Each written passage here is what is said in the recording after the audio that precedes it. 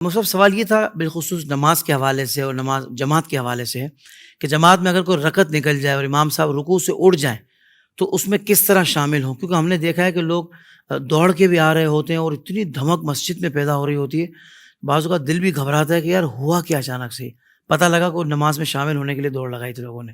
ایک تو یہ مسئلہ ہے۔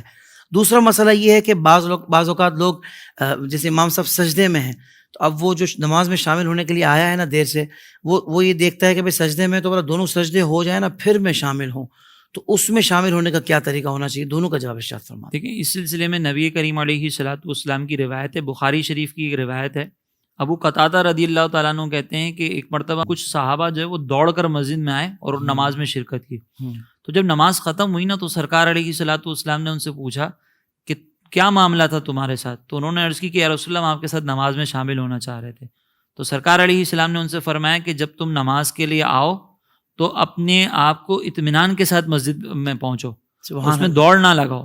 صراحتاً سرکار نے منع فرمایا، صحیح، اور فرمایا کہ جس نماز کی جس رکن میں تم نماز امام کو پالو وہ نماز امام کے ساتھ ادا کرو، اور جو فوت ہو جائے وہ تم بعد میں ادا کرو۔ صحیح۔ تو اس کا مطلب یہ ہے کہ ایک تو اطمینان کے ساتھ مسجد میں جائیں، تسلی کے ساتھ مسجد میں جائیں، اور اس انداز سے دوڑ نہ لگائیں کہ آپ کو دیکھ کر جو ہے نا وہ لوگوں کو یہ لگے کہ یار یہ تو وقاری مجروح ہو رہا ہے۔ اور اس میں دوسری حکمت یہ ہے کہ دوڑ کے جائیں گے تو چوٹ وغیرہ لگ سکتی ہے۔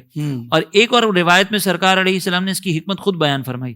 سرکار نے فرمایا کہ تم جب نماز کے ارادے سے چلے ہو تو ایسا ہے کہ جیسے تم نماز میں ہو۔ تو اب یہ نماز کا بھی ایک ادب ہے کہ اس میں دوڑ نہ لگائی جائے، اس میں بھی وقار نظر آنا چاہیے۔